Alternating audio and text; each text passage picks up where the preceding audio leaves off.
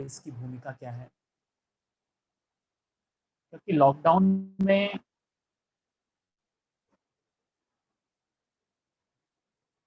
देखो दुनिया की जो स्थिति है वो अपने रीति से रही, अपनी रीति से हुई।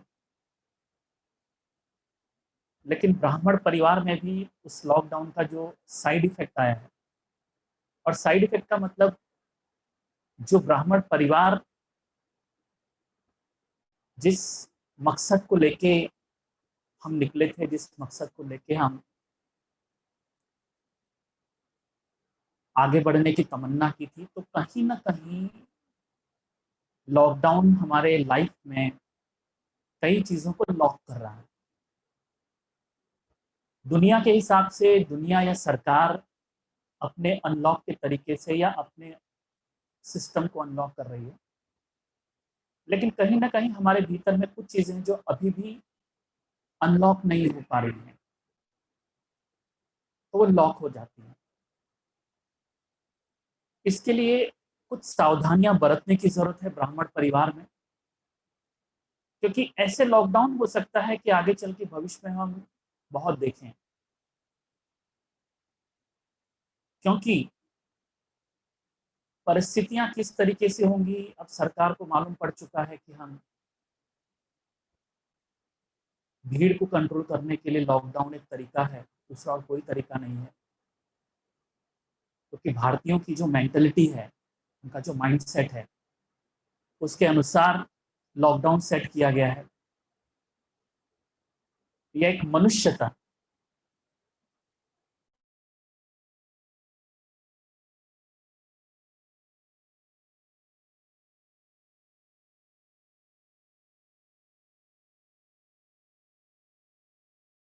डाउन करती है, अनलॉक करती है। तो एक चीज़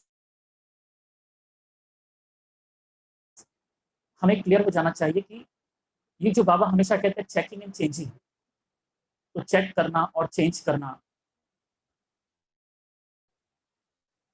तो संस्कार कुछ ऐसे बन चुके हैं इस लॉकडाउन में, जो संस्कार आगे के भविष्य के लिए एक कमजोरी की तरह हमारी लाइफ में सेटल होती जा रही है। इसलिए ये बहुत ज़रूरी है कि हम लॉकडाउन के जो साइड इफ़ेक्ट्स हैं, उसको जानें, उसको पहचानें, उसको मालूम करें, लगेगा। तो गवर्नमेंट ने जो लॉकडाउन डाला है, वो आम परिस्थितियों पर डाला, भीड़ पर डाला और हम जो लॉकडाउन कर रहे हैं, वो हमारे लिए ठीक नहीं है। तो सबसे पहला साइड इफ़ेक्ट कहाँ आया? तो ब्राह्मण परिवार, जो ब्राह्मण परिवार है, ये कैसे इस लॉकडाउन की चपेट में कुछ चीज़ों को उसने अपने भीतर में लॉक कर दिया है। इसलिए जब अनलॉक होगा, तो शायद हम कहीं उस लॉकडाउन के साइड इफ़ेक्ट की वजह से अनलॉक हमारे लिए अनकंफर्टेबल हो जाए। तो सबसे पहला इफ़ेक्ट साइड इफ़ेक्ट्स कह लो। देखो बाबा ने तो लॉकडाउन के रहस्यों को बहुत अच्छी तरह उजागर किया। एक पॉजिटिविटी बाबा ने हमको दी कि बहुत अच्छा मौका है। लेकिन बीच में एक संदेश में बाबा ने कहा था कि कई बच्चे लौकिकता में ज़्यादा फँसते जा रहे हैं लॉकडाउन में, और कई बीच-बीच में इशारे भी दिए। बड़े भाइयों ने दिए हमको, भ्राताओं ने दिए, बहनों ने दिए, टीचर्स बहनों ने दिए। तो ये जो साइड इफ़ेक्ट है, कहीं एक रोग के रूप में, संस्कार के रूप में हमारे अंदर तो मौजूद नहीं है। इसके लिए सबसे पहले चेकिंग की ज़रूरत है। तो साइड इफ़ेक्ट्स में बहुत सारे लॉकडाउन ने बहुत सारे ब्राह्मणों का बहुत कुछ भीतर में नुकसान किया है। अगर ब्राह्मण सचेत है, अगर ब्राह्मण होश में है, तो उस पर इफ़ेक्ट नहीं आया है। लेकिन कई भाई-बहनें जिस रीति से हमें अपनी परेशानियों को बताते हैं, सुनाते हैं, कहते हैं, और जिस तरीके से हमने मुआयना किया, सुपरविजन किया, तो कई चीज़ें सामने आई कि अगर ये चीज़ें आगे भी कंटिन्यू रहेंगी तो लॉकडाउन और वो संस्कार, इनका आपस में कनेक्शन हो जाएगा। तो लॉकडाउन का जो माइंडसेट है, लॉकडाउन में एक ब्राह्मण परिवार का, मैं लोगों की बात नहीं कर रहा हूँ, ब्राह्मण परिवार का जो माइंडसेट है, उस माइंडसेट का जो है ट्रैक पर रहना बहुत ज़रूरी है। लॉकडाउन के पहले क्या था, हम आए, मुरली सुने, गुरुवार का भोग, तो एक रेगुलर रूटीन था। टीचर के संपर्क में थे, भाई बहनों के संपर्क में थे, सेवा केंद्र के संपर्क में थे, वाइब्रेशंस को महसूस करते थे। लेकिन लॉकडाउन के बाद सडनली हम आइसोलेट हो गए। ये आइसोलेशन में बहुत कुछ हमारे भीतर में, बहुत चीज़ों को जो है डिसॉल्व कर दिया। तो एक, जैसा कि लॉकडाउन का पहला इफेक्ट अमृत वेले पर आया, क्योंकि अभी सेवा केंद्र पर आकर जो मोटिवेशन मिलता था और हमारी ऊर्जा चैनलाइज करने के लिए हमें खुद का एफर्ट जो है वो इतना ज़्यादा नहीं देना पड़ता था, क्योंकि मुरलियाँ, वातावरण, वाइब्रेशंस, वायुमंडल का प्रभाव पड़ता था।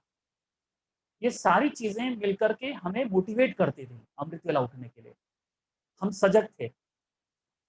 लेकिन जैसे ही हम आइसोलेट हो गए, तो हम ऑनलाइन मुरली तो सुनने लगे, लेकिन जो सेवा केंद्र पर आकर सुनने का जो आकर्षण था और उस आकर्षण का जो एक प्रभाव था, एक मोटिवेशन था, एक प्रेरणा थी, तो वो मिनिमाइज होती गई और इसलिए अमृत वेले में भी धीरे-धीरे रस खोने लगा। क्योंकि जो हम सुन रहे हैं, कोरोना का भय, कोरोना का इफ़ेक्ट, उसने मानसिक रूप से हमको कमज़ोर कर दिया। हम उसके लिए वो न्यूज़, उसको हम पॉज़िटिवली नहीं ले पाए, लेकिन कहीं न कहीं हम उससे डरे, भय हुआ और इस भय का असर हमारी अपनी ब्राह्मण दिनचर्या पर हुआ। क्योंकि ब्राह्मणों की दिनचर्या अमृत वेले से शुरू होती है।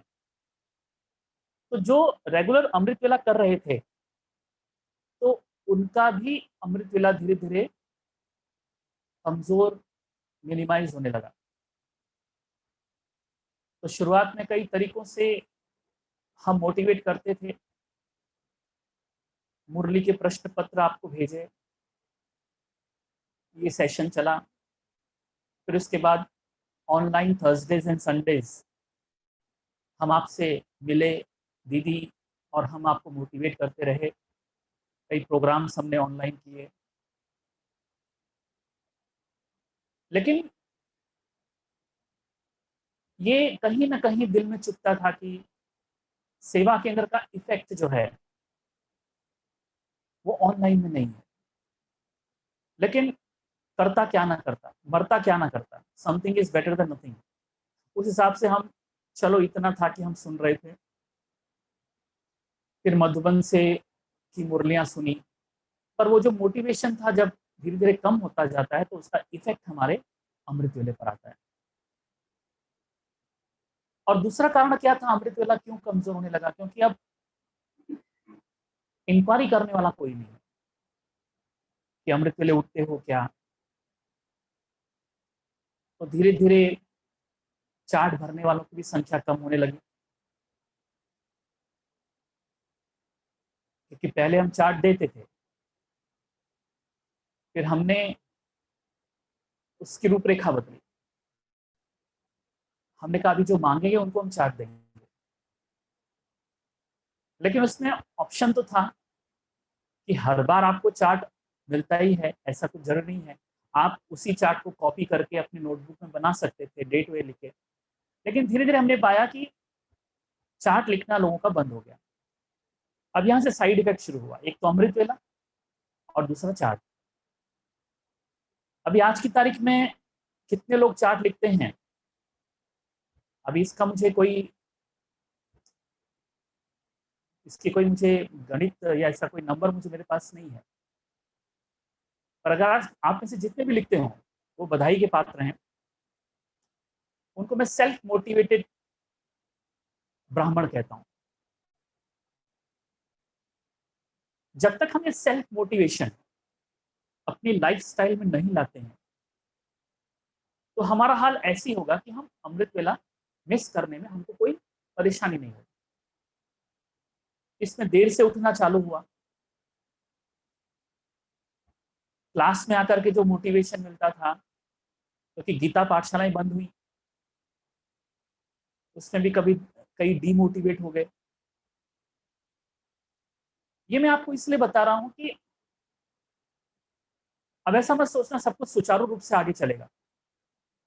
आपको अपने भीतर में सेल्फ मोटिवेशन की जो पावर है, सेल्फ मोटिवेशन की जो हुनर है, वो बहुत पावरफुली डेवलप करना होगा। क्योंकि वो जो एक किनारा आपका सेवा केंद्र जिसका आधार लेकर आप चल रहे थे, वो आधार आपका छूटा। एक बहुत बड़ा आधार था आपका, आपके मोटिवेशन के लिए, दिनचर्या पर चलने के लिए। क्योंकि टीचर से फेस टू फेस आपका संपर्क था, तो वो जो फेस टू फेस संपर्क होता है, कांटेक्ट होता है, वो बहुत पावरफुल होता है। क्योंकि बहुत सारी चीजें ट्रांसमिट होती हैं। आप जब क्लास में आके सामने मुरली सुनते हो, वो बहुत पावरफुल है। इसलिए बाबा कई बार नंबर देते थे। मधुबन में आकर के मुरली सुनना सबसे पहला नंबर, मतलब उसको नंबर देते थे। फिर बाद में पहले पहले क्योंकि मुरलियां बाबा टेप पर भेजते थे कि टेप पर मुरली सुनना सेकंड नंबर, ऐसे करके बाबा नंबर देते थे। उस नंबरिंग से ये बात स्पष्ट होती है कि जब आप सेवा केंद्र पर आकर मुरली सुनते हो, चलो आजकल तो रिस्ट्रिक्शन है, वो बात अलग है। तो एक मैं बात इसलिए कह रहा हूँ कि डीमोटिवेशन कहाँ से शुरू होता है और हम डीमोटिवेटेड क्यों होते हैं, और डीमोटिवेशन की बीमारी को खत्म करने के लिए सेल्फ मोटिवेशन, स्व प्रेरणा, वो बहुत जरूरी है। तो डीमोटिवेशन का एक बहुत बड़ा फैक्टर क्या था कि हमने चार्ट लिखना बंद कर दिया। और अगर आज तारीख तक आप चार्ट लिखते हैं तो यू आर सेल्फ मोटिवेटेड। अगर नहीं लिखते हैं तो शायद आपका चार्ट लिखना केवल एक दिखावा था। आप केवल शायद भाई जी या दीदी जी को प्रसन्न करने के लिए चार्ट लिख रहे थे कि उनके मन में मेरे लिए कोई शायद इंप्रेशन डाउन ना हो, कि ये कोई मतलब वो हमें उस दृष्टिकोण से न देखें कि चार्ट नहीं भरने वाले और चार्ट भरने वाले। क्योंकि सेल्फ मोटिवेशन जब खत्म हो गया तो चार्ट भरना बंद हो गया।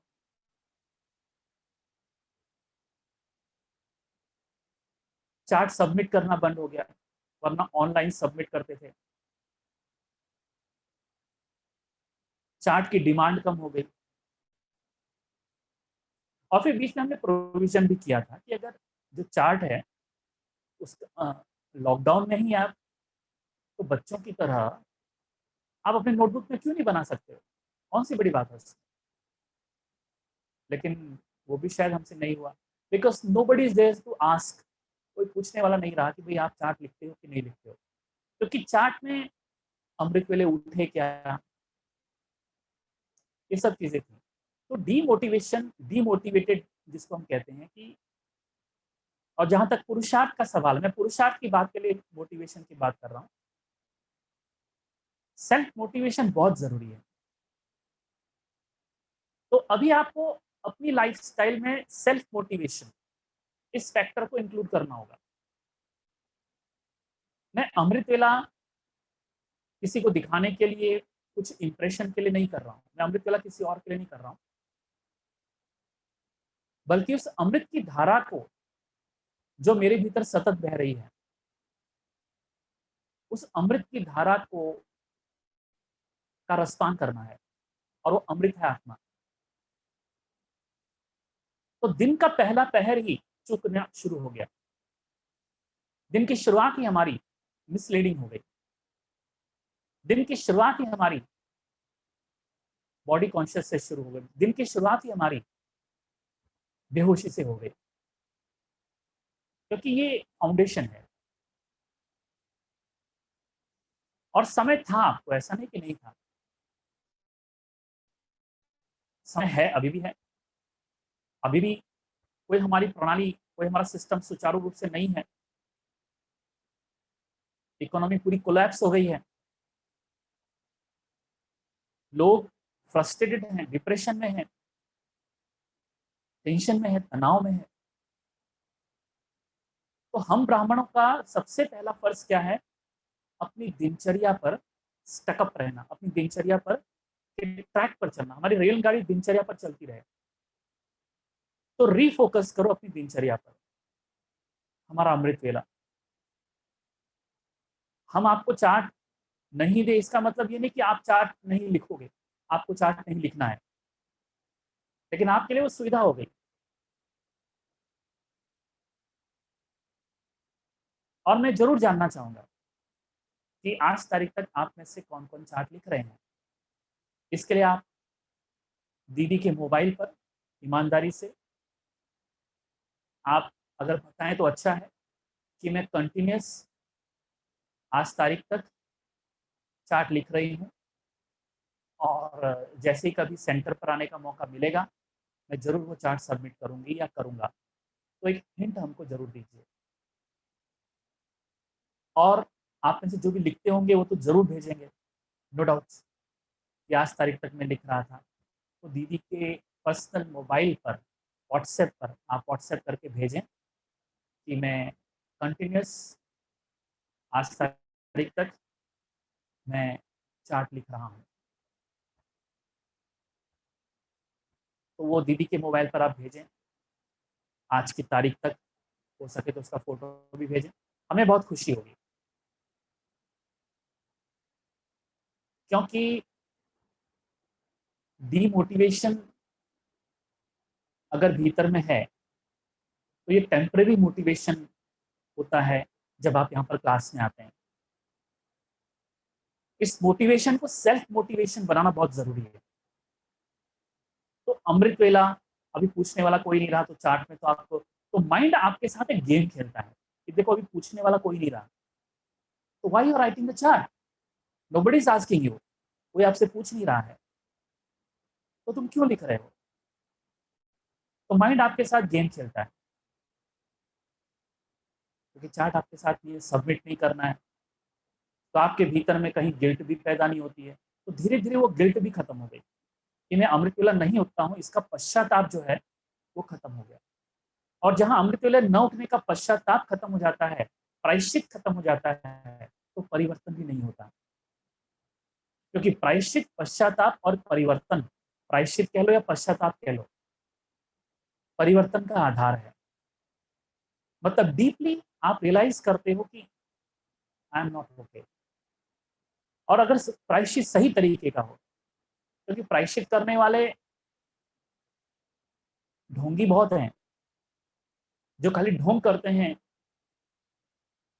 जो खाली दिखाते हैं कि भाई मेरे को बहुत दुख होता है कि मैं अमृत वेला नहीं उठता हूँ, वगैरह वगैरह।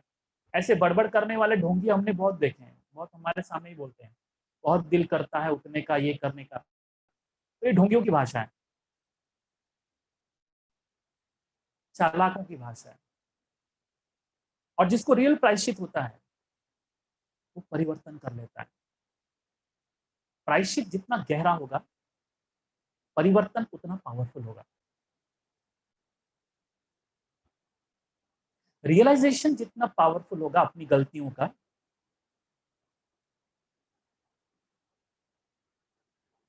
सेल्फ मोटिवेशन उतना एक्सीलरेट करेगा। लेकिन तुम्हारे अंदर में प्रायश्चित ही नहीं है, पश्चाताप ही नहीं है, तो परिवर्तन भी नहीं आएगा।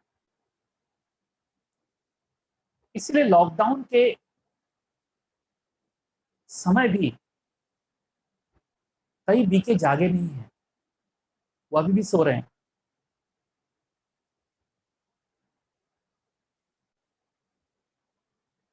और धीरे धीरे वो मर रहे हैं। मर रहे हैं मतलब ज्ञान मार्ग से मर रहे हैं। अब ज्ञान उनके अंदर में खत्म हो गया है। वो ज्ञान की भाषा बोलते हैं, पर स्वयं ज्ञान उनके अंदर अंदर में मर चुका है। मतलब वो उनके भीतर में ज्ञानियों के संस्कार नहीं है, ज्ञानियों की समझ नहीं है, ज्ञानी जैसी बुद्धिमत्ता नहीं है। लौकिकता के संस्कार सारे उनके अंदर में प्रकट हो चुके हैं। लौकिक जैसा भय, लौकिक जैसी निराशा, लौकिक जैसी चिंता, लौकिक जैसा बदले की भावना, लौकिक जैसा वैर भाव, लौकिक जैसा सिर पकड़ने वाली चीजें। मतलब इस उधेड़ बुन में ही वो, इसका मतलब होता है वो खत्म हो गया। लेकिन ज्ञान की भाषा वो बोल रहा है। ज्ञान की भाषा तो तोतली भाषा है, तोते की भाषा है। वो तो आप अज्ञानी, वो तो आप कुछ धारणा नहीं भी करोगे तो भी आप बोल सकते हो, बिकॉज यू नो, आप जानते हो। मुख से बोल देना ज्ञान कोई बहुत बड़ी बात नहीं है। तो प्रायश्चित और परिवर्तन, पश्चाताप और परिवर्तन, रियलाइजेशन एंड ट्रांसफॉर्मेशन, इनका घनिष्ठ संबंध है। ढोंगियों को प्रायश्चित नहीं हो सकता। प्रायश्चित जैसे कहा जितना गहरा होगा,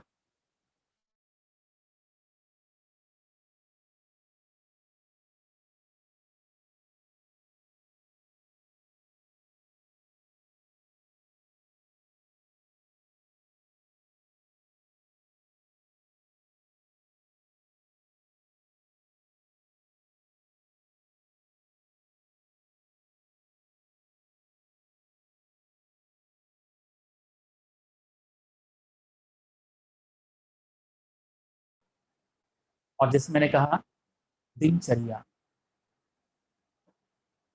मधुबन से हमारे ब्रिजमन भाई भी, उन्होंने भी कई बार ये इशारा दिया है, निर्भय भाई ने इशारा दिया है, दादियों ने इशारा दिया है कि लॉकडाउन में हमारी दिनचर्या ऊपर नीचे हो गई है।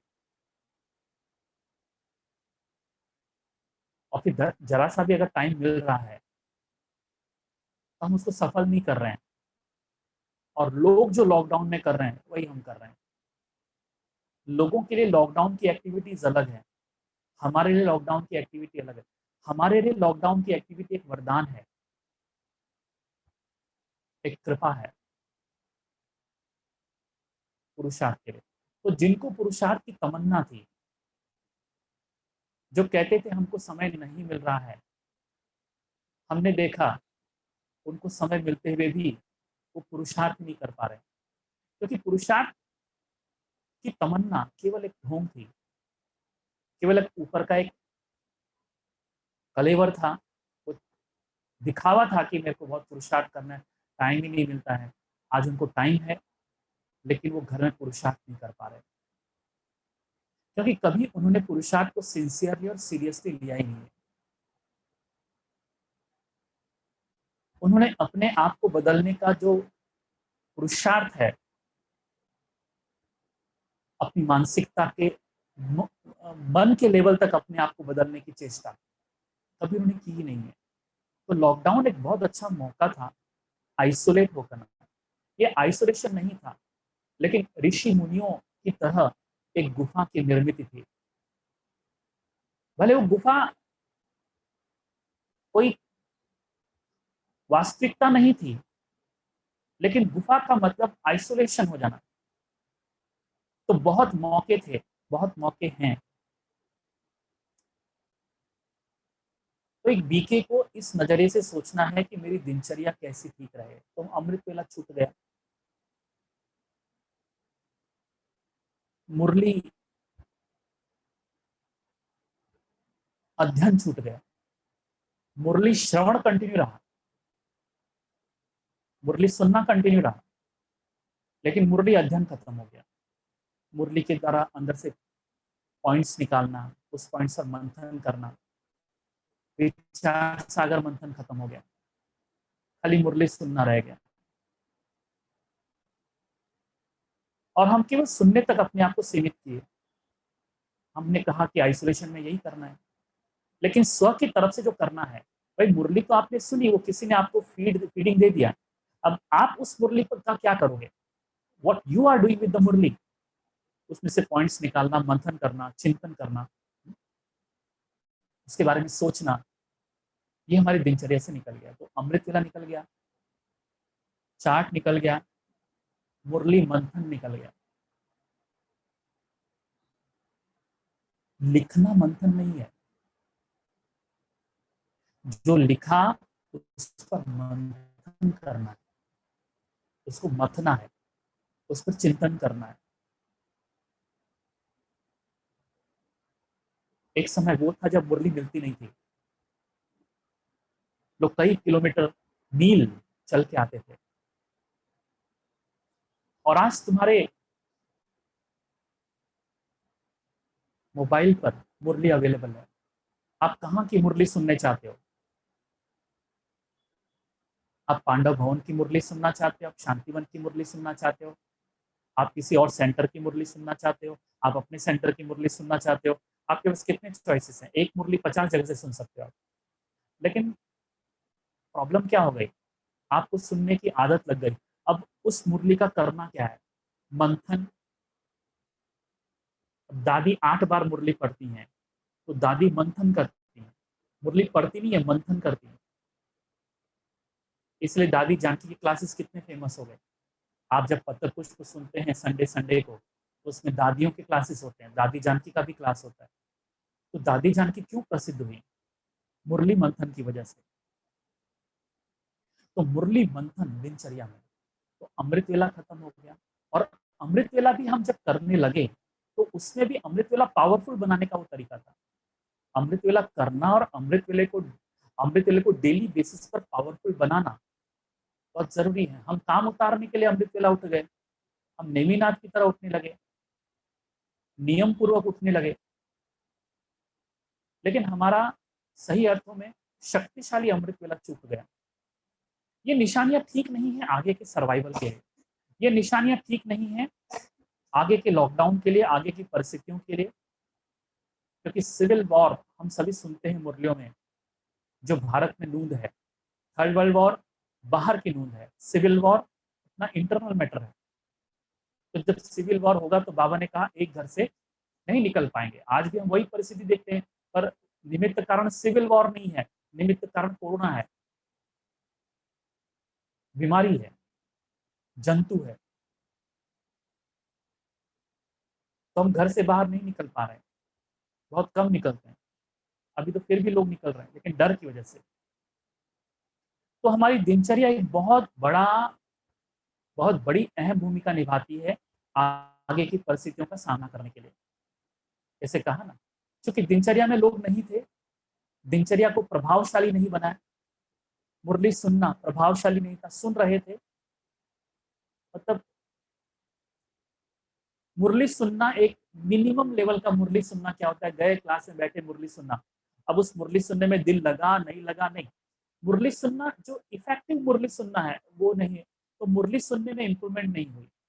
कुछ लोग अमृत वेला कर रहे हैं, पर अमृत वेले में पावरफुल नहीं बना रहे, मुरली सुनना पावरफुल नहीं बना रहे, मुरली सुन रहे हैं पर पावरफुल रीति से नहीं सुन रहे। How to make it effective? तो साइड इफेक्ट का, लॉकडाउन के साइड इफेक्ट का ये परिणाम हुआ कि हमारा मुरली सुनना, ये हो सकता है जारी रहा हो, पर मुरली जो ध्यान से सुनना, उसको देही अभिमानी स्थिति में सुनना, ये सब पुरुषार्थ, हम इसकी तरफ हमारा ध्यान ही नहीं है। तो जब दिनचर्या इस तरीके से काम चलाऊ होती है, जिसमें आप अमृतवेला भी उठ रहे हो, मुरली भी सुन रहे हो, बाबा को भोग भी लगा रहे हो, पर वो इतना स्थूल है, इतना बाहरी है कि भीतर कहीं कोई इसका स्पर्श नहीं है।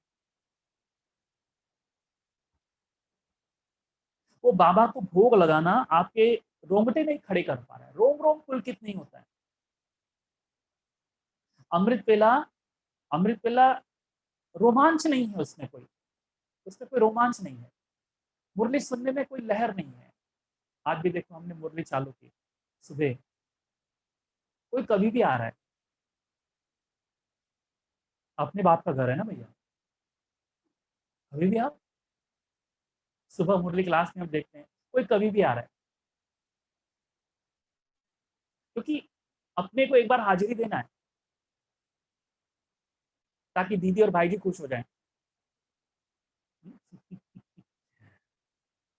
तो हम मुरली क्लास, सुबह मुरली क्लास शुरू किया। अब मैं साइड इफेक्ट की बात कर रहा हूँ।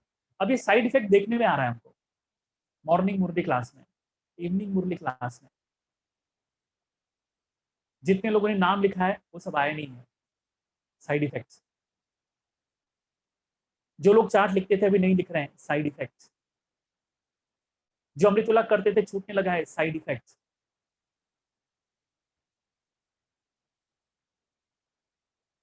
क्योंकि सुबह शाम की क्लासेस के लिए नाम लिखा है, अब चूंकि आज फैसिलिटी है ऑनलाइन, तो लोगों ने प्रीफर किया है ऑनलाइन।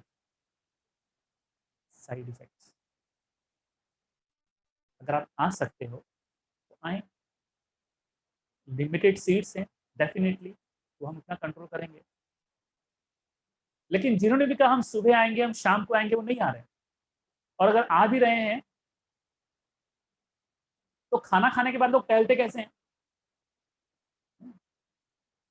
क्योंकि खाना हजम कर रहे हैं, तो ऐसे ही आ जाते हैं। तो सुबह की क्लास में ऐसा देखने को मिल रहा है कि कभी भी आ रहे हैं, टाइम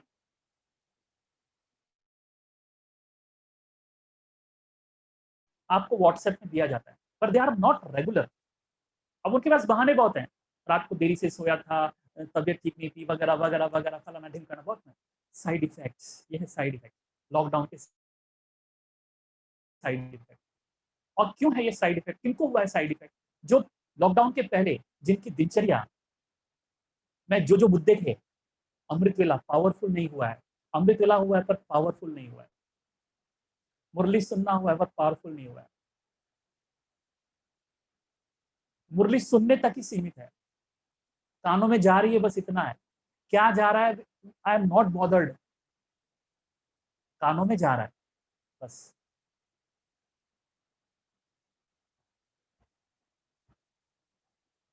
कानों में जा रहा है।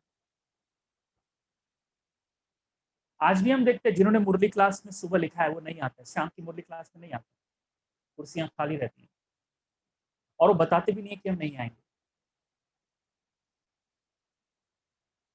तो ये साइड इफेक्ट्स हैं जो धीरे धीरे एक बीके की लाइफस्टाइल में एक दीमक की तरह प्रवेश हो रही है। अगर आपने दिनचर्या को पावरफुल बनाया होता तो धीरे धीरे जब ये अनलॉक सिस्टम शुरू होगा, हम ज्यादा मात्रा में यहाँ पर पहुंचेंगे, तो हमारा पहुंचना एक एनर्जेटिक इन्फ्लुएंस होगा, एक ऊर्जा हमारे भीतर में जो गतिमान हो रही है, तो वो ऊर्जा को गति देनी है। इसके लिए अमृत वेले को पावरफुल बनाना है, और अमृत वेले को पावरफुल बनाने के लिए विचार करना है, मंथन करना है, पढ़ना है, स्वाध्याय है, पॉइंट्स लेना है। पूछो मत, स्वयं अध्ययन करके अमृत वेले को पावरफुल बनाने की युक्तियां खोजो। क्योंकि जब तुम्हें रेडीमेड मिलता है उसमें बहुत बड़ा नुकसान है, यू बिकम लेजी। और सेल्फ मोटिवेशन के लिए रेडीमेड चीजें नुकसानकारक है। आप बच्चों को सब कुछ रेडीमेड दे दो, ये बच्चा कभी विकसित नहीं हो पाएगा। अगर उस बच्चे को संघर्ष आपने न सिखाया, एक ऐसा वातावरण पैदा नहीं किया जिसमें वो संघर्ष करे, तो बच्चा आगे चल के माँ बाप की पालना हर जगह चाहेगा। वो चाहेगा जैसे उसकी माँ, उसकी पत्नी भी उसको खाना खिलाए, ऐसे पत्नी माँ नहीं हो सकती है। जैसे बाप अपनी बेटी को खिलाता है, ऐसे बेटी चाहेगी मेरा पति भी मेरे को वैसे ही खिलाए। ये एक्सपेक्टेशन क्यों आई है? क्योंकि एवरीथिंग वाज रेडीमेड। तो ऐसे ही जब मुरली आपको रेडीमेड मिलने लगी है, हर चीज आपको रेडीमेड मिलने लगी है, मंथन आपको रेडीमेड मिलने लगा है, रेडीमेड मुरली आपने सुनी, आपने क्या किया? अब आप संघर्ष करना है। तो संघर्ष क्या है उसके लिए? मुरली पर मंथन करना ये संघर्ष है। और इस संघर्ष से क्या होता है? इस संघर्ष से आपके अंदर में शक्ति पैदा होती है। अमृत वेले आप उठे, बैठ गए, गीत रेडीमेड है, आपने क्या किया? नींद को जीतने का जो संघर्ष है, अब वो आपकी परीक्षा है। अब आपको नींद को जीतने का संघर्ष करना है। उसके लिए साम दाम दंड भेद हर तरीके से कोशिश करो अपने अमृत वेले को पावरफुल बनाना। तो अमृत वेले में ही अमृत वेले का एक टारगेट है। जब आप एक तो अमृत वेले उठना एक टारगेट है, उठ करके बैठना एक टारगेट है, अपने आप को अलाइव रखना, होश में रखना, ये एक टारगेट है। अमृत वेले में पूरी तरह बाबा की याद में गुम हो जाना, ये एक टारगेट है। नींद नहीं आने देना, ये टारगेट्स हैं। मुरली सुनने का क्या टारगेट है? अगर क्लास चालू होती तो टाइम पर आने का टारगेट रखना है। अगर ये चीजें आप नहीं करते हो तो आपके जीवन में संघर्ष खत्म हो जाता है। और जहां संघर्ष खत्म हो जाता है वहां रियलाइजेशन, परिवर्तन, ये चीजें नाकाम हो जाती हैं।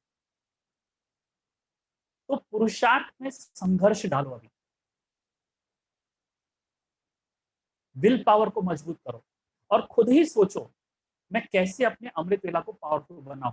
रेडीमेड ना मुझसे पूछो ना दीदी से पूछो। तो स्लोली आप कहां मूवमेंट कर रहे हैं? The self motivation zone.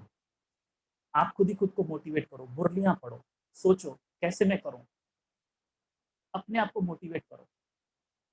और जब आप इस तरीके से संघर्ष करते हो तो मुरलियों में बहुत सारी चीजें आपको मिलती हैं, राज खुलते हैं।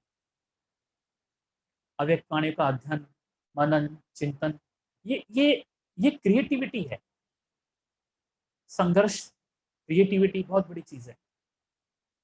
तो मेरा पूरा मुद्दा पुरुषार्थ पे है, जो आगे के लिए हमारे लिए वो जो विनाश की लीलाएं होंगी, सर्वाइवल के लिए एक महत्वपूर्ण भूमिका तैयार करेगी। बाबा को भोग लगाना, जो आप घर पे लगाते हो, सिर्फ भोग नहीं लगाओ, उस भोग में प्यार उमड़े।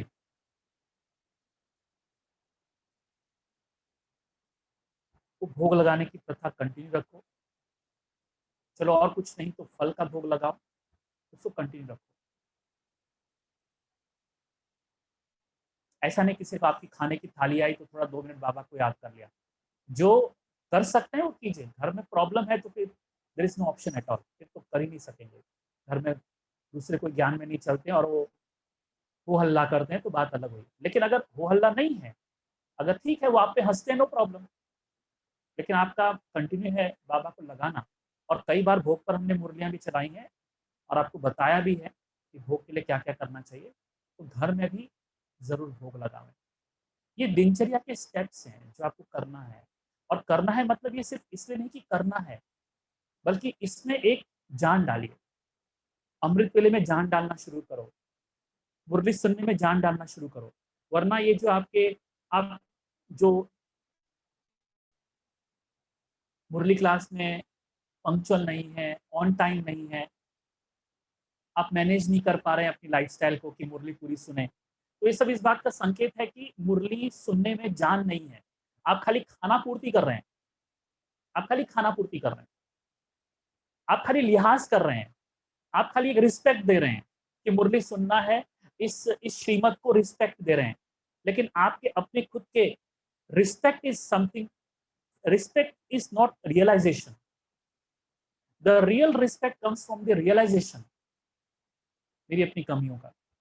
तो सिर्फ मुरली सुनना है, ये एक रिस्पेक्ट नहीं दो, खाली क्लास में उपस्थित हो जाना नहीं। अब हर वो एक्टिविटी, हर वो दिनचर्या जो बाबा ने हमको दी है उसमें जान डालिए, क्योंकि लॉकडाउन के साइड इफेक्ट्स हमारी दिनचर्या के हर स्टेप्स में आ गए। तो मुरली मंथन उसको उसमें जान डालिए। भोग जब आप बाबा को लगाते हो उसमें जान डालिए। भोग खाते हो, भोग खाते वक्त बाबा की याद में खाइए। क्योंकि मोबाइल का रोग इतना ज्यादा हो गया है कि हम टीवी देखते हुए, मोबाइल देखते हुए हम खाना खा रहे हैं। आप मत सोचो कि हम चलो उसमें कोई गीत सुनते हैं, छोड़ो गीत वीत। जैसे आज की तारीख में सेंटर का आधार छूटा, कल ये मोबाइल टावर्स, ये मोबाइल सर्विस सेंटर्स, ये भी तो धीरे धीरे छूटेंगे ना, क्योंकि आगे आने वाले समय में शायद ये भी इनएक्टिव हो जाए। तब आपके पास क्या रहेगा? सिर्फ आप खुद ही रहोगे, आपके पास खुद ही। तो मोबाइल का भी आधार छोड़ो, बिना मोबाइल के बाबा को याद करना, बिना मोबाइल के कम से कम खाना खाना तो शुरू करो। ये जरूरी थोड़ी ना कि खाना खाते वक्त भी आपको बाबा को याद करना है।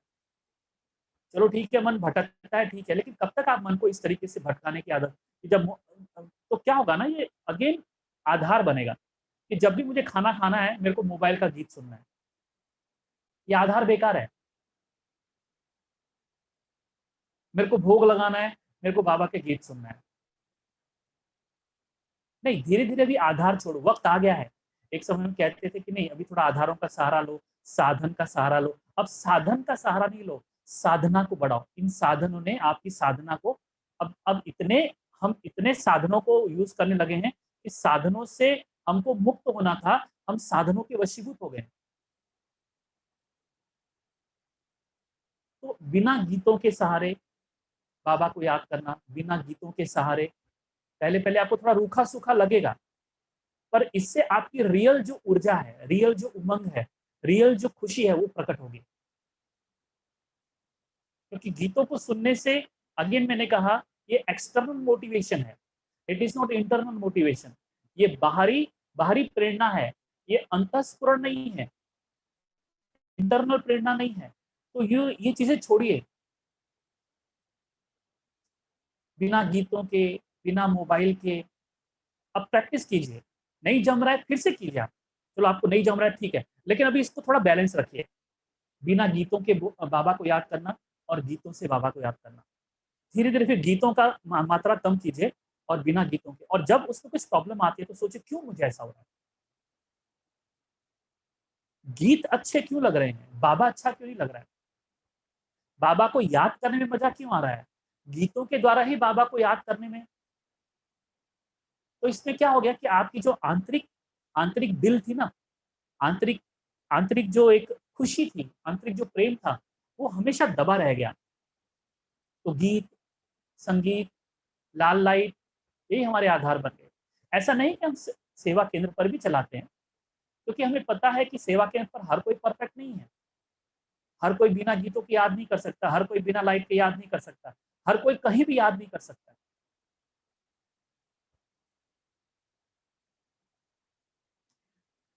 बाबा तो कई बार मुरली में कहते थे, बच्चे पाखाने जाते हो, लेटरिन जाते हो, वहां भी बाबा को याद कर दो करो। शरीर अपना काम कर रहा है, तुम अपना काम करो, तुम बाबा की याद में। इतना तक बाबा ने बात कही है। नहाते वक्त बाबा को याद करो, पानी पीते वक्त बाबा को याद करो। तो अब पानी पियोगे, अब म्यूजिक लगाओगे, खाना बनाओगे म्यूजिक लगाओगे, गीत लगाओगे, तो क्या हो जाएगा धीरे धीरे। योग किससे लगेगा पता है? बाबा से नहीं लगेगा, किससे लगेगा? गीतों से। ये गीत चाहिए, गीत नहीं, आधार छोड़ो। अब साधनों का आधार छोड़ने का वक्त आ गया है। बहुत साधन इस्तेमाल कर लिए हैं बिना गीतों के, बिना लाइट के, लेकिन आपको लग रहा है कि मैं कर ही नहीं पा रहा हूं, तो देन सहारा ले लो, क्योंकि टाइम वेस्ट होगा। लेकिन सोचो कि मैं इतना कमजोर क्यों हो गया हूं कि साधनों का आधार लेकर के मुझे बाबा को याद करना पड़ रहा है। मेरे अंदर में वो खुशी क्यों नहीं? क्या प्रेम का संगीत मेरे अंदर में नहीं प्रस्फुटित हो रहा है? क्या प्रेम का गीत मेरे अंदर में पैदा नहीं हो रहा है? क्या प्रेम काफी नहीं है बाबा को याद करने के लिए? क्या गीत जरूरी है? पूछो अपने आप से। इसको मैं कहता हूं कि अपने योग में जान डालो, योग में जान डालो, अमृत वेले में जान डालो, मुरली सुनने में जान डालो, मुरली मंथन में जान डालो, योग में जान डालो, भोग लगाने में जान डालो।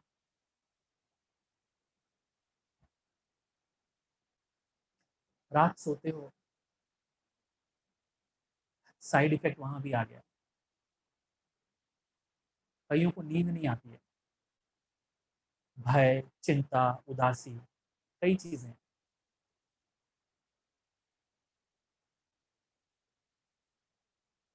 तो सोचो कि अगर मुझे नींद नहीं आ रही है तो उसके उपाय क्या है।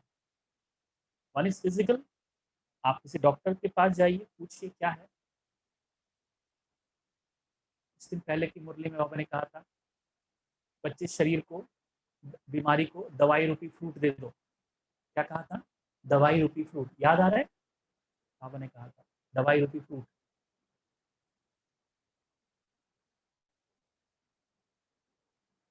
अंतिम समय का शरीर है, अपने शरीर को ठीक रखने के लिए बहुत सारी चीजें, बहुत सारे फैक्टर्स हैं। तो एक फैक्टर ये भी है, अपने शरीर को ठीक करो। कि हम उतने एक्सपर्ट नहीं हुए हैं कि बीमारी में भी बाबा को याद करें, कर पाए। तो अपने शरीर को ठीक करो, क्योंकि आपके मन का इफेक्ट आपके शरीर पर भी आता है, और शरीर का इफेक्ट मन पर भी आ रहा है। क्योंकि जो जितना बॉडी कॉन्शियस होगा उतना ही शरीर का इफेक्ट माइंड पर आएगा। शरीर में एसिडिटी होगी, यहाँ दिमाग सुन्न हो जाएगा, काम ही नहीं करेगा, डकार आ रही है, खाना हजम नहीं हुआ, योग ही नहीं लगेगा।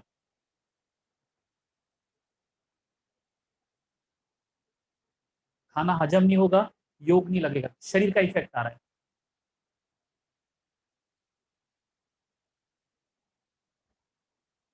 मम्मा का मास चल रहा है, मम्मा के दिन चल रहे हैं, ये महीना उनके लिए डेडिकेटेड है।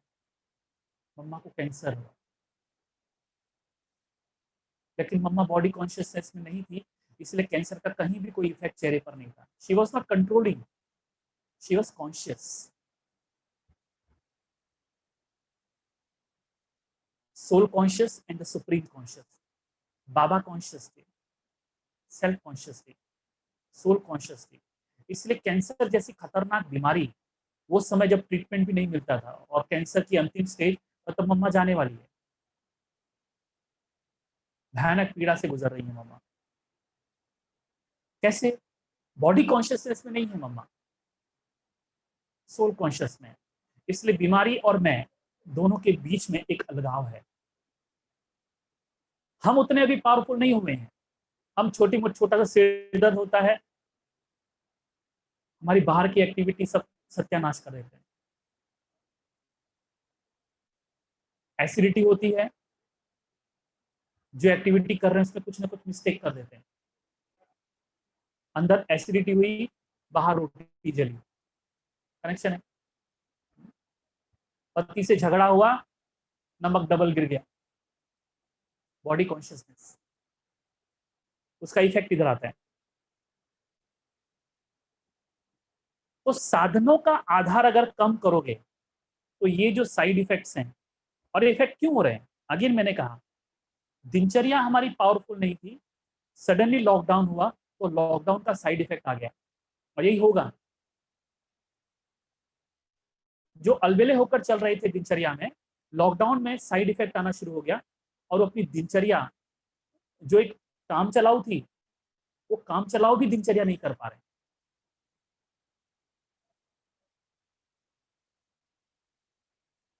कईयों को बेमतलब गांव जाने का संकल्प आ रहा है। मैंने क्या कहा? बेमतलब। चलो कोई इसने शरीर छोड़ दिया, ये कर दिया, वो समझ में भी आता है थोड़ा बहुत, लेकिन कईयों को बेमतलब। क्या पुरुषार्थ पूरा हो गया? They are not serious. अब मेरे कहने से गांव जाना बंद मत करना, खाली ये चेक करना, मतलब मुझे क्यों जाना, क्यों ऐसा लगता है गांव जाऊं, गांव जाऊं, गांव जाऊं, साइड इफेक्ट।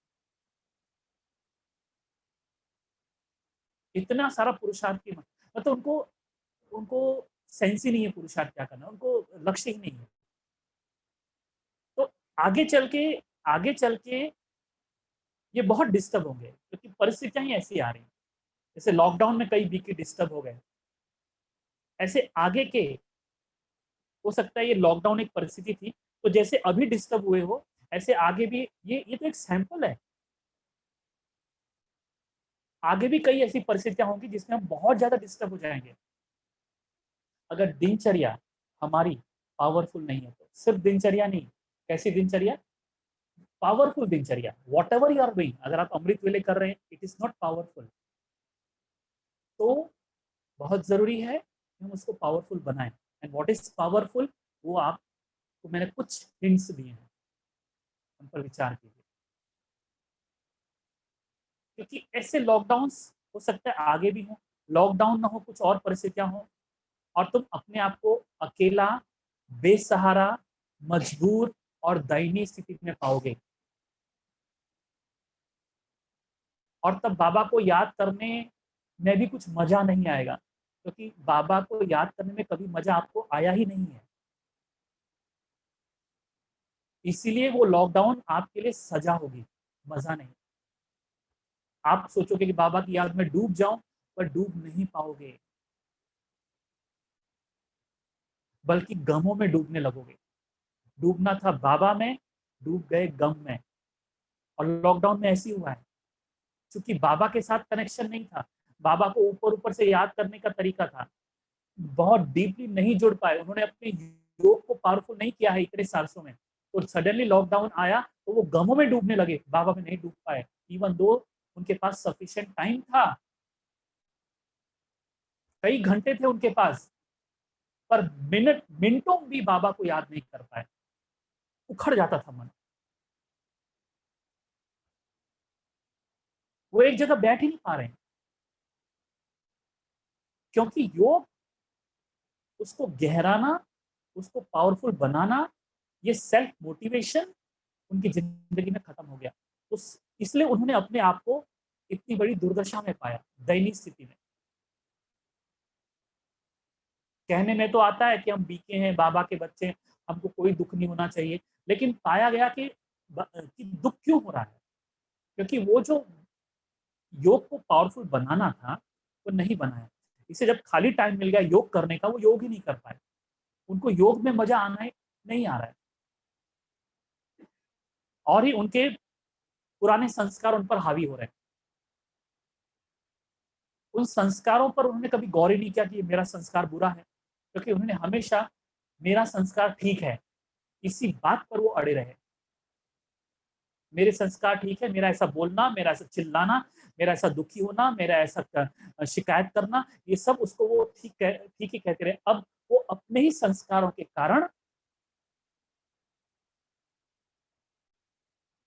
दुखी हो रहे हैं और दुख में डूब रहे हैं, दुख दर्द में डूब रहे हैं, बाबा में नहीं। और फिर उनको लगता है बाबा मदद नहीं करता। अरे बाबा कैसे मदद करेगा?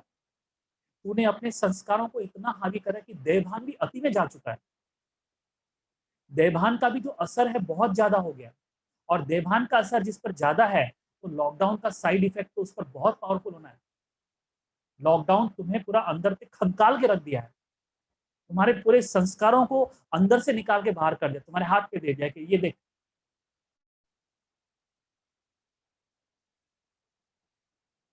तो इस लॉकडाउन में जिन्होंने जो भी अनुभव किया है, दुख का, गम का, परेशानी का, डिस्टरबेंस का, ये तुम्हारी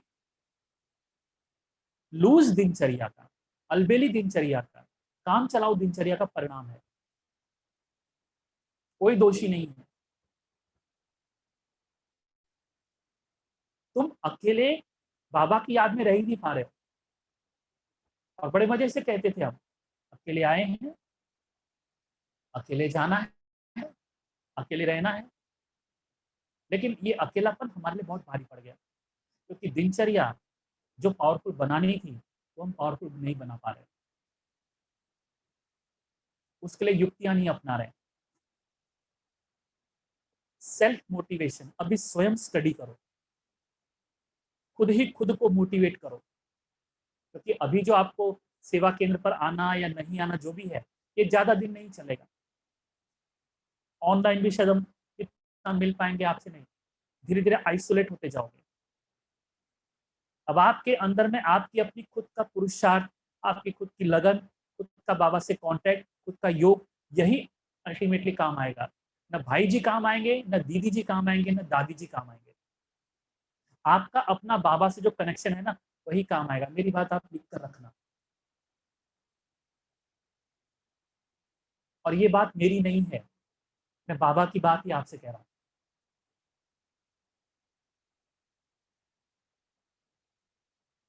ये लिख के रखना आप। अंत में आपका अपना खुद का बाबा से कनेक्शन वही काम आएगा।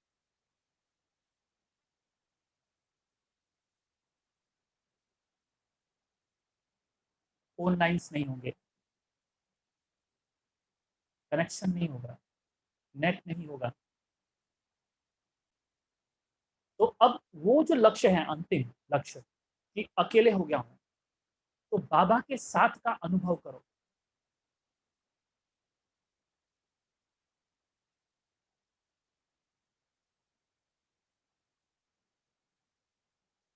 मेरा तो एक शिव बाबा, दूसरा ना कोई।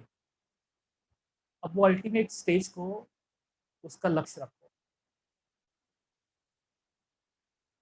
जिनको नहीं रखना है छोड़ दो, वो पश्चाताप की लाइन वाले होंगे, प्रायश्चित की लाइन वाले होंगे। आप प्राप्ति की लाइन वाले होंगे। आप प्राप्ति की लाइन में खड़े हो जाओ, चुन लो। कोई बहुत बड़ी चीज नहीं करनी है आपको, सिंपली अपनी दिनचर्या को क्या करना है, मजबूत करना है। उसमें लूज नहीं बनना है। सिर भारी मत कर लो कि बहुत कुछ करना है, नहीं। जो करना है उसको पावरफुल कैसे बनाओ, इस पर, इस दिशा में विचार करना है, इस दिशा में सोचना है। भोग लगा रहे हो, पावरफुल कैसे बनाओ। खाना खा रहे हो, कोई आपको, मैंने नहीं कहा कि खाना खाते रहो। जब भी खाना खाओ, उसको पावरफुल कैसे, योग करूं, पावरफुल कैसे बने, उसको सफल कैसे करूं बाबा की याद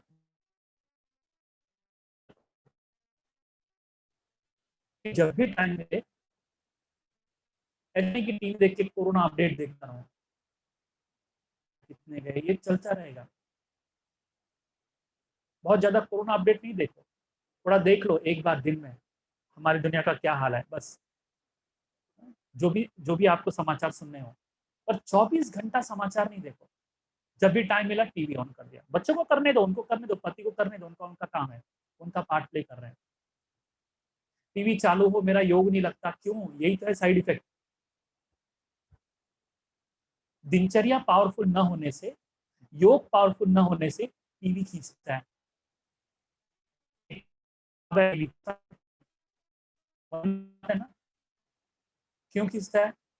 क्योंकि टीवी खराब लगा ही नहीं हमको। हमको बाबा बाबा इतना अच्छा नहीं लगा योग की ताकत से। योग हमारा पावरफुल नहीं है, तो टीवी खींचेगा, टीवी की आवाज खींचेगी, टीवी का सब न्यूज खींचेगा। बार बार ध्यान वही जाएगा, योग करोगे ध्यान वही जाएगा। टीवी की वजह से ध्यान आपका नहीं जाता, आपका ध्यान टीवी में है इसलिए जाता है। आपका ध्यान बाबा में कभी लगा ही नहीं है। आपका ध्यान बाबा में कभी इतना गया ही नहीं है कि टीवी हो या बॉम्ब ब्लास्ट हो। क्योंकि अंत समय में टीवी नहीं होगा, पर ये नजारे होंगे। और चल, कल टीवी नहीं खींचेगा, टीवी बंद हो जाएगा, तो कौन खींचेगा? ये नज़ारे आपको खींचेंगे। जो आपके पास ये जो नज़ारे मंडरा रहे होंगे सिविल वॉर के, वो खींचेंगे, तब भी तो योग नहीं लगेगा ना। इसलिए दोष मत दो घर वालों के, क्योंकि टीवी देखकर बैठ जाते हैं, चार चार मोबाइल चलते रहते हैं। नहीं, तुमने अभी तक अपनी दिनचर्या को पावरफुल नहीं बनाया है। सुबह से लेकर रात तक जो बाबा ने हमको दिनचर्या दी है, खाना बनाने को मना नहीं किया है, खाना खाने को मना नहीं किया बाबा ने, कोई सारा दिन योग करने को नहीं मिला है। जब जब टाइम मिले और जब जब योग करते हो, तो 3 मिनट का योग भी पावरफुल कैसे बनाओ, वो 3 मिनट भी मेरा पावरफुल कैसे बने, उस पर आपको थोड़ा विचार देना होगा, उसके लिए टाइम देना होगा। ये 3 मिनट कहीं मेरा डाइवर्ट ना हो, ये 3 मिनट केवल बाबा की याद में रहो, पूरे होशो हवास में रहो। ये 3 मिनट मुझे नींद नहीं आनी चाहिए, ये 3 मिनट मुझे एक झुटका नहीं आना चाहिए। करो ना। इसको मैं कहता हूँ सेल्फ मोटिवेशन। अपने आप को तैयार करो, अपने आप को मोटिवेट करो। दीदी जी, भाई जी, दादी जी, वीडियोस, कोई क्लासेस वगैरह, इन पर इतना निर्भर नहीं रहो। अगर सुनते भी हो वो क्लास, तो केवल खाना पूर्ति के लिए मत सुनो, आज हमने बहुत अच्छा क्लास सुना, क्या सूरज भाई का क्लास था, वंडरफुल। अरे तेरा सूरज कभी उदय होगा? तेरा तो अमृत वेला ही अस्त रहता है, तो क्या खास सुनता है सूरज भाई को? तो आप खुद मोटिवेट कैसे हो? तो इसके लिए क्लास सुनो भले, लेकिन सूरज भाई क्लास में कुछ तो बोलते होंगे, वो बोल तुम्हारी लाइफ में आई है क्या? तो दिनचर्या को सेट करो, पावरफुल बनाओ। वो लाख गुना अच्छा है बजाय 50-60 को वीडियो सुनने के। नींद क्यों आती है उस पर सर्च रिसर्च करो, खुद ही करो रिसर्च, खुद ही सर्च करो, खुद ही अपनी एक विधि बनाओ जिससे मेरे को नींद नहीं आवे। और हेल्दी हेल्दी सिस्टम बनाओ। ऐसा नहीं बनाओ कि मैं अभी खाना बिल्कुल कम खाऊंगा और 4 दिन में गए हॉस्पिटल, हो गया योग, योग हो गया कि रोग हो गया? क्या हो गया? रोग हो गया। मतलब ऐसा भी उटपटांग नहीं करो। ऐसा करो कि जो काम करे, जिसमें नुकसान नहीं हो, लेकिन आपकी कमजोरियां उड़नछू हो, आपका योग पावरफुल होने लगा। तो एक तो है ज्यादा खाना खाने से भी होता है, और एक तो न खाने से भी होता है, दोनों है। अति कहीं भी गड़बड़ है, न तो अति खाना है, न तो अति कम नहीं खाना है। तो आपको वो जजमेंट लेके चालू करना है। एक नहीं कि सब्जी अच्छी लगी, खा लिया 8 रोटी, अब रात भर क्या होगा? शरीर हजम कर रहा है और ये बिन जल मछली की तरह तड़प रहे हैं, क्योंकि एसिडिटी है भी। एक खाना के प्रति, अब नींद तो आई नहीं, सारा खून कहाँ चला गया, उसको पचाने में लगा हुआ है। अब जब फिर सुबह कितने बजे नींद आती है? हाँ, 4 बजे नींद आती है, क्योंकि तब तक शरीर कहता है भैया बहुत थक गया हूँ, तेरा खाना मैंने हजम कर दिया, 8 रोटी तू गटक गया, जितनी मेरी कैपेसिटी नहीं थी उससे ज्यादा तू खा गया, पता नहीं कौन से खली के खानदान का है तू। 4 बजे आपको बढ़िया सी नींद आती है, और फिर आपको लगता है नहीं। तो क्यों आती है? उसके लिए डाइट चेक करो, तो खुद करो, मत पूछो किसी से। तो जब तक ये सेल्फ मोटिवेशन आपकी लाइफ में नहीं आता है, ये साइड इफेक्ट्स होते रहेंगे। और साइड इफेक्ट का सबसे बड़ा परिणाम क्या है? आपकी दिनचर्या को लूज करते जाना। आपकी दिनचर्या में जो भी इवेंट्स हैं, जो भी हमारे बीके लाइफ के आइटम्स हैं, अमृत वेला वन ऑफ द इवेंट, मुरली सुनना इवेंट, मुरली पढ़ना इवेंट, ये सब इवेंट मिनिमाइज होते जाएंगे। और आप खाली फिर, ये कंटिन्यूस भी नहीं होगा। सुबह अमृत वेला कर लिया जैसे तैसे, फिर अपने लौकिक में बिजी हो गए, फिर कुछ पता नहीं शिव बाबा का, फिर बाद में सीधा खाना खाते और थोड़ा बाबा को याद किया, फिर मतलब बहुत बड़े बड़े गैप्स होने लगेंगे आपके दो आइटम्स के बीच में, कंटिन्यूशन नहीं रहेगा। तो खुद ही खुद को मोटिवेट करो, पावरफुल बनाओ। चार्ट, जैसे मैंने कुछ बातें आपको की, एक तो अमृत वेले की बात बताई, चार्ट की बात बताई, मुरली सुनना, उस पर मंथन करना, स्वाध्याय, अपनी कमजोरियों को निकालो, उसको कैसे दूर करूं उस पर खुद खोजो। साधनों का आधार नहीं लो, साधन को मिनिमाइज करते जाओ, वरना आपकी, जब आप अंत समय में साधन नहीं पाओगे, आधार नहीं पाओगे, तो आप डिस्टर्ब हो जाओगे और आपको मजबूरी से घर में ही रहना पड़ेगा, आपके परिवार वालों के साथ कहीं कोई निकल नहीं पाएगा। परिस्थितियां ऐसी हो गई, तब आप योग कर पाओगे या आपके परिवार वालों के झंझटों को लेके परेशान होते रहोगे। और कई हमने देखे, जैसे दुनिया में कहते हैं कि पति पत्नी के झगड़े बहुत बड़े हैं इस लॉकडाउन में। क्यों? सारा दिन घर में ही है, छोटी छोटी बातों पर टुकुर टुकुर लगा है। पति को भी टुकुर, पहले तो जाता था, थकता था, पूरा मुर्दा होके लौटता था, सो जाता था खाना खा के। अभी अभी नींद पूरी हो गई, नौकरी पे से नहीं जाता है या कुछ जो भी है, फिर टुकुर टुकुर लगा रहता है, तो दिमाग खराब करता है। तो वैसा, वो तो हुई दुनिया की बात। मैं ब्राह्मण परिवार की बात करता हूँ। ब्राह्मण परिवार में भी कई लोग लॉकडाउन में डिस्टर्ब हो गए, और उसका कारण मैंने बताया, लॉकडाउन के पहले की लूज दिनचर्या, लॉकडाउन में उसी दिनचर्या पर और मार पड़ी दिनचर्या पर, और लॉकडाउन की मार पड़ी, वो और ढीले हो गए, और फिर जैसे मैंने कहा ना, अब लॉकडाउन के बाद का इफेक्ट हम देख रहे हैं, morning class and the evening class. हम 3 क्लास रखने वाले थे, हमने कहा नहीं हम 2 ही रखेंगे, मॉर्निंग एंड इवनिंग। तीसरे क्लास में तो कोई आता ही नहीं था, क्योंकि वैसे भी बरसात के दिन। अब हर किसी को लगता है जूम पे देखें, जूम पे देखें। अब सेंटर आने का मन नहीं होगा आपका, बहुत लोगों का नहीं होगा। एक ने तो कहा था अब रोज चलाओ मुरली इस पे, जूम पे। अब ये जूम पे मुरली कैसे सुनेंगे? ये बैठ के नहीं सुनेंगे, क्योंकि इसमें ऑप्शन है अपना वीडियो बंद कर दो। अब वीडियो बंद करके आप सिर्फ सुनोगे, सुनोगे तो हमको क्या मालूम कैसे सुन रहे हो। हमको लगेगा अरे वाह, इतने सारे बाबा के बच्चे ऑनलाइन हैं। और ऑनलाइन कैसे हैं? हो सकता है कोई चालू करके चला गया हो नहाने, मोबाइल को म्यूट पे रख दो, लेकिन अपना अटेंडेंस आ रहा है। क्योंकि अभी भाई जी क्या करते हैं, अटेंडेंस कॉपी करके भेजते हैं, चेक योर ऑनलाइन अटेंडेंस। और उसके बाद इफ यू आर एब्सेंट, अगर आप एब्सेंट हो तो दीदी जी को व्हाट्सएप करो क्यों एब्सेंट हो, हद हो गई। तो इसलिए वो क्या करते हैं, नई युक्ति अपनाएंगे। वो क्या करेंगे, ऑनलाइन करेंगे और वीडियो ऑफ कर देंगे और चालू करके मोबाइल को भी साइलेंट पे रख देंगे। लेकिन वहाँ पे हमको क्या मैसेज आ रहा है, बंदा सुन रहा है मुरली, लेकिन बंदा बाथरूम में क्या कर रहा है, गीत गा रहा है, ठंडे ठंडे पानी से नहाना चाहिए। मेरी बात समझ रहे हैं? ये चालाकियां हमको तो नहीं दिखाई पड़ेंगे, मुश्किल से 4-5 ही होते हैं जो ऑनलाइन वीडियो में वीडियो ऑन करके, तो जो ऑफ करके सुन रहे हैं तो हम समझ सकते हैं कि नो गारंटी। जो ऑन करके सुन रहे हैं गारंटीड, वो सामने बैठे हैं, सुन रहे हैं, दिख रहा है सब कुछ। जो ऑफ करके बैठे हैं, नॉट गारंटीड कि वो सुन ही रहे होंगे, सुन ही रहेंगे। बुरा नहीं मानना जो सिर्फ सुनते हैं। अब वो कैसे सुनते हैं, कोई लेट के सुन रहा है, थोड़ा सेंटर पे दिखाई पड़ता है। सेंटर पे दिखाई पड़ेगा, अगर आप वीडियो ऑफ करोगे तो नहीं दिखाई पड़ेगा। खाना खाना खाते खाते कर रहे हैं, कहीं और कुछ करते करते कर रहे हैं, वो नहीं दिखाई पड़ता है। लेकिन बाकायदे सिस्टमेटिकली बहुत कम होते हैं, मुझे नहीं लगता है 5-6 से ज़्यादा होंगे। कितने होंगे संदीप भाई, ज़्यादा से ज़्यादा आप ऑनलाइन तो देखते हैं? 15-16 होते हैं। ओके चलो, अभी की फिगर के अनुसार 15-16 खाली ऑनलाइन होते हैं।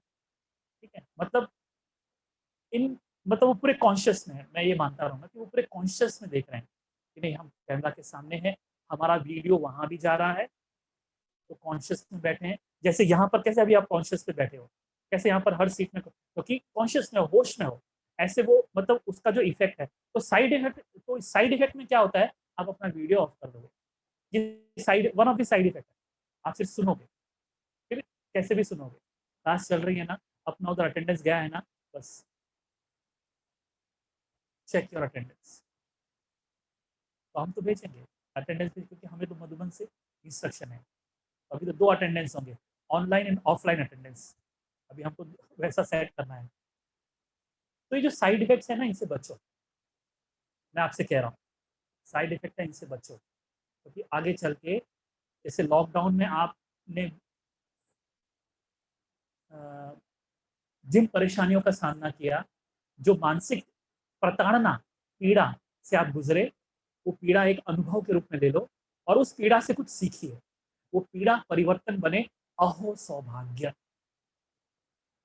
अब उस पीड़ा से तुमने कुछ सीखा कि मेरे में ये कमियां हैं, उस कमी को भरो।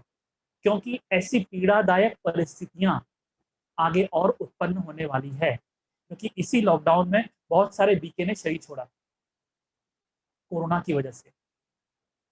एडवांस पार्टी में संख्या बढ़ी है। बाबा ने कहा एडवांस पार्टी प्लानिंग कर रही है और आगे की, ताकि सिविल वॉर, विनाश ये स्पीड में हो। हम बहुत जल्दी उसकी स्पीड को बढ़ाने के लिए, क्यों, बाबा ने कहा ड्रामा भी तो स्पीड पकड़ेगा ना, ड्रामा भी तो स्पीड पकड़ेगा ना, तो ड्रामा भी स्पीड पकड़ेगा।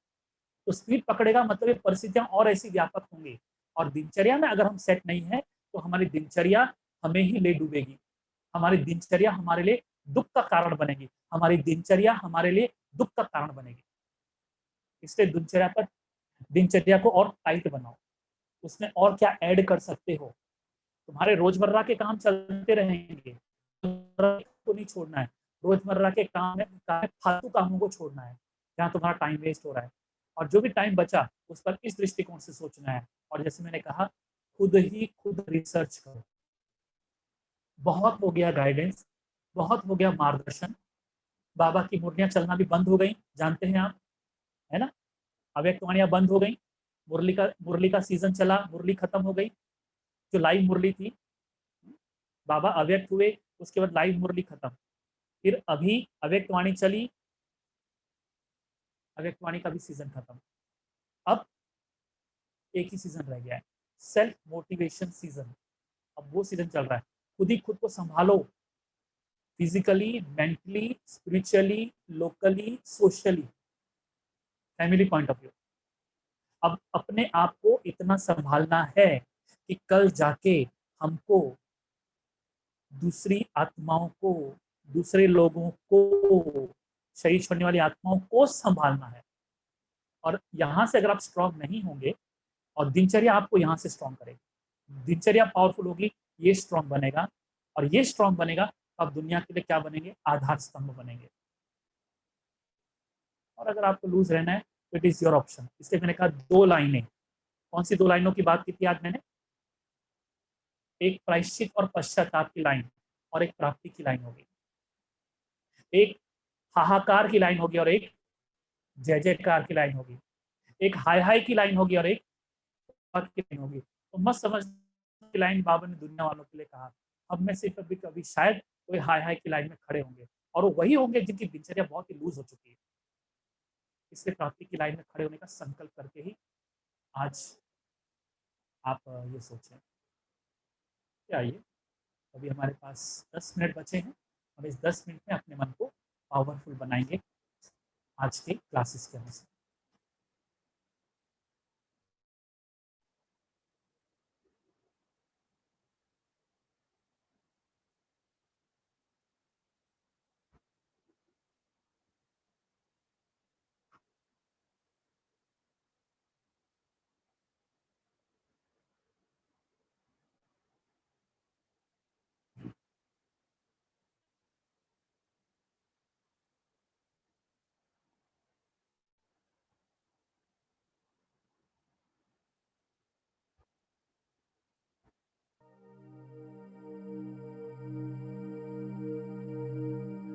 शरीर को आराम से बिठा दीजिए।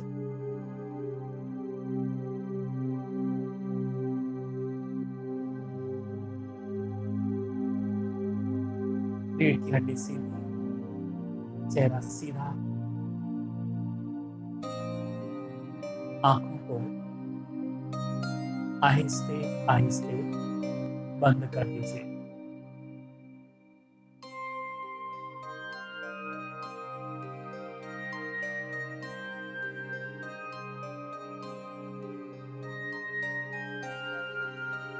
न चेहरे पर कोई तनाव है, न आंखों पर। शरीर सीधा है पर रिलैक्स है।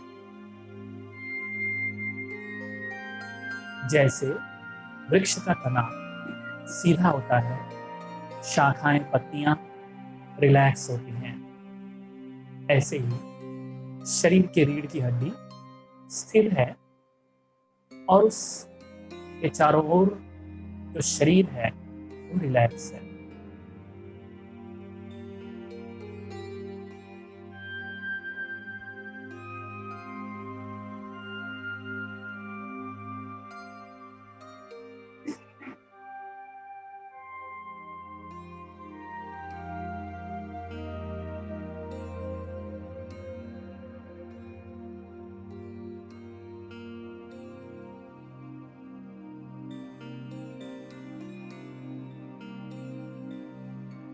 अब अपने मन को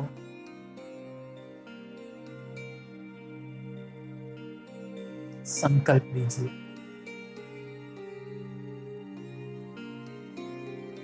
मैं शक्तिशाली आत्मा हूं। भीतर ही भीतर संकल्प कीजिए।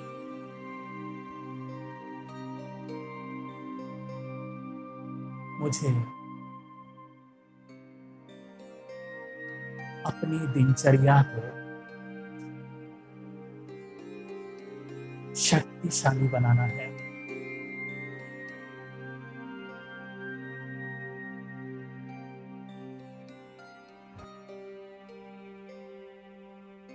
अमृत वेले से लेके रात तक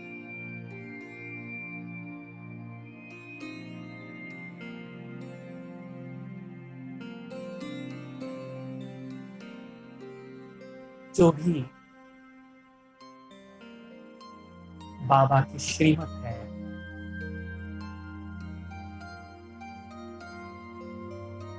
उस श्रीमत के पालन में उमंग, उत्साह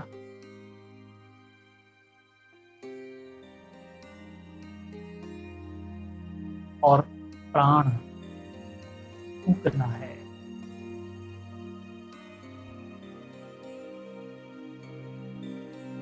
केवल काम चलाओ ब्राह्मण दिनचर्या नहीं, लेकिन शक्तिशाली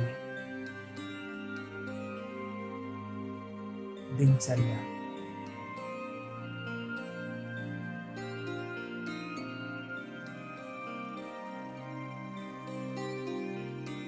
साधनों का आधार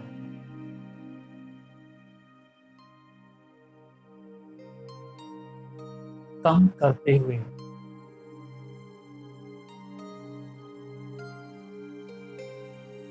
अपनी साधना को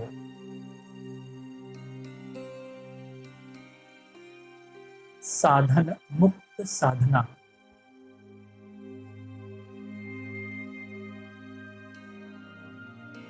बनाना है।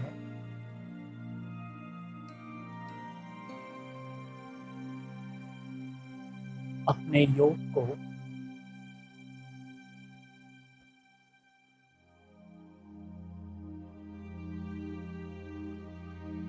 साधन मुक्त बनाना है।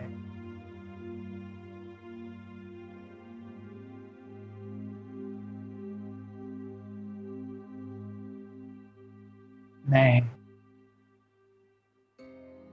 आज से स्वयं ही स्वयं को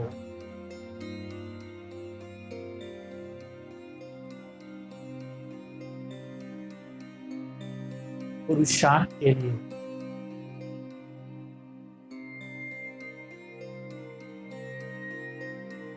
उमंग से भरूंगा।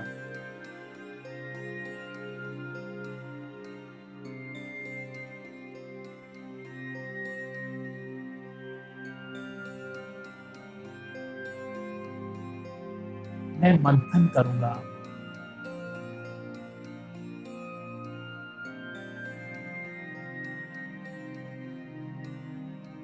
मैं खोजूंगा,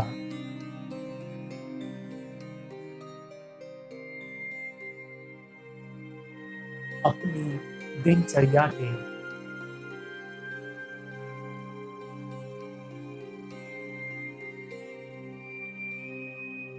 हर अंग को शक्तिशाली कैसे बनाऊं।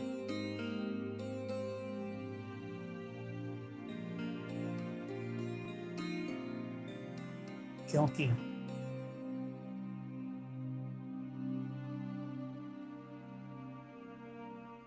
बाबा की भविष्यवाणी के अनुसार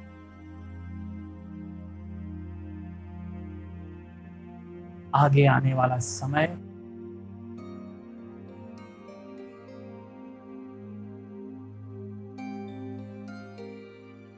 बहुत ही भयानक है।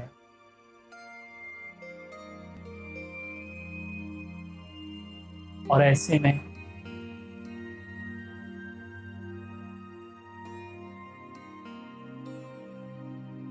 दिनचर्या में अलबेलापन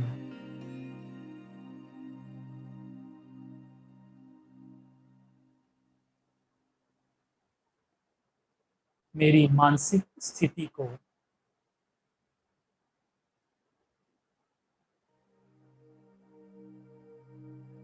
अति हलचल में ले जा सकती है।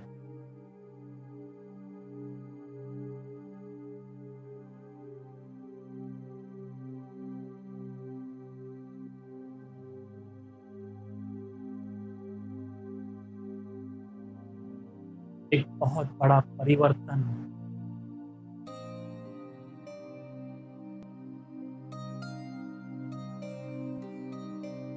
पूरी दुनिया में आया है।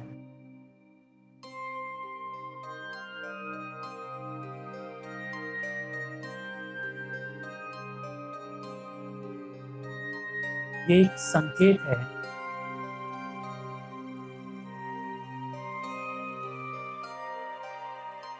आने वाली परिस्थितियों का,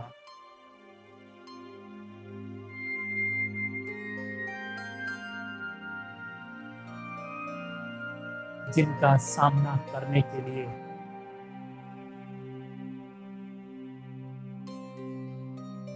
मुझे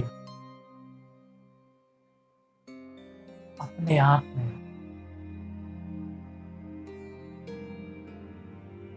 योग के द्वारा मानसिक बल भरना है।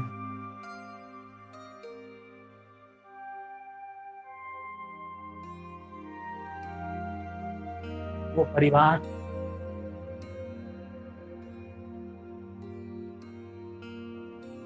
जो मेरा लौकिक है,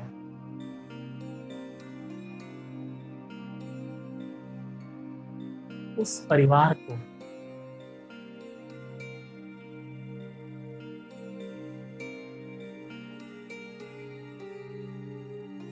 मानसिक रूप से संभालने के लिए भी मुझे अपनी मानसिकता को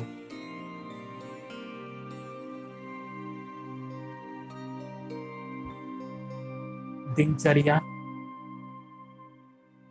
और योग की शक्ति से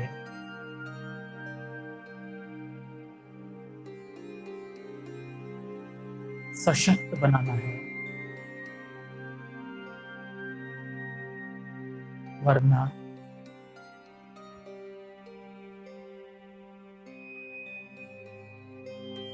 परिवार का दुख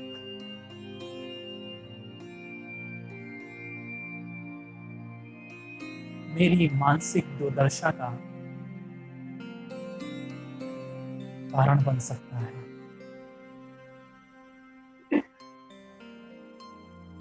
मुझे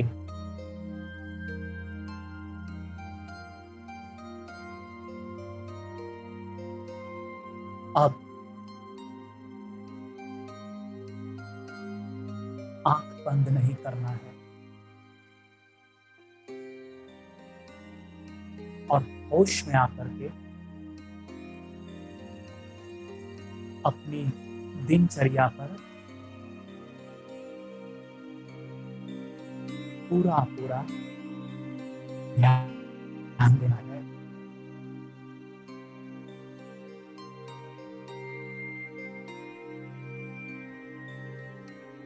थैंक यू बाबा। आज आपने मेरी आंखें खोल दी। शुक्रिया बाबा, शुक्रिया बाबा, शुक्रिया बाबा।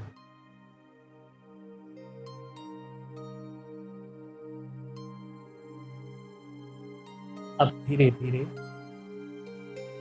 अपनी आंखों को खोल दीजिए।